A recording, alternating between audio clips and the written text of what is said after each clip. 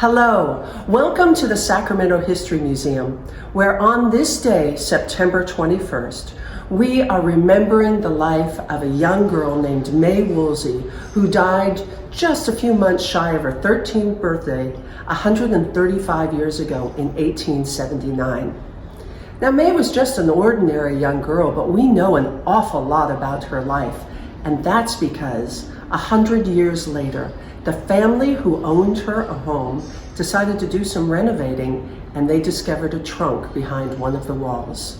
It had been sealed up for 100 years, and inside that trunk was a treasure trove of this young girl's life.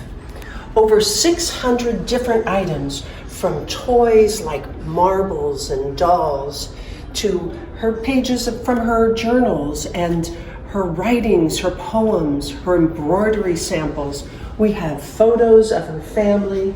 We have her drawings from school, report cards, school books, all sorts of things that define a young girl's life in the 1800s.